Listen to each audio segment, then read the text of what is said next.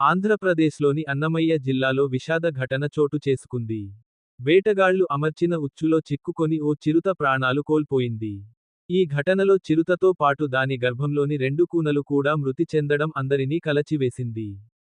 ఈ దారుణ ఉదంతంపై రాష్ట్ర ఉప ముఖ్యమంత్రి, అటవీ శాఖ మంత్రి పవన్ కళ్యాణ్ తీవ్రంగా స్పందించారు. సమగ్ర విచారణ జరిపి, బాధ్యులపై కఠిన చర్యలు తీసుకోవాలని అటవీ శాఖ అధికారులను ఆదేశించారు.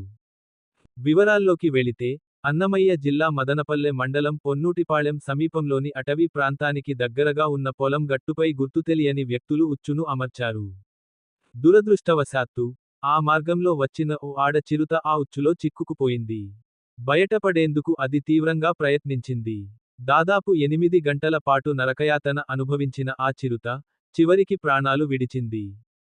మరణించిన చిరుత గర్భంతో ఉందని, దాని కడుపులో 2 కూనలు కూడా ఉన్నాయని, అవి కూడా చనిపోయాయని అధికారులు గుర్తించారు. ఈ హృదయ విదారక ఘటనపై డిప్యూటీ సీఎం పవన్ కళ్యాణ్ వెంటనే స్పందించారు. క్షేత్రస్థాయి నుంచి అందిన ప్రాథమిక సమాచారం, శాఖాపరమైన నివేదికలను పరిశీలించిన ఆయన, ఘటన అనంతరం సంబంధిత అధికారులు ఎలా స్పందించారనే దానిపై నివేదిక ఇవ్వాలని కోరారు.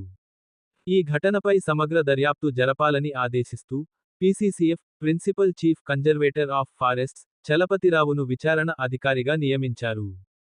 అంతేకాకుండా, రాష్ట్ర వ్యాప్తంగా అటవీ ప్రాంతాల్లో వన్యప్రాణుల వేట కోసం ఉచ్చులు వేసే వారిపై, అక్రమ కార్యకలాపాలకు పాల్పడే వారిపై నిఘా పెంచాలని పవన్ కళ్యాణ్ అధికారులకు స్పష్టమైన ఆదేశాలు జారీ చేశారు.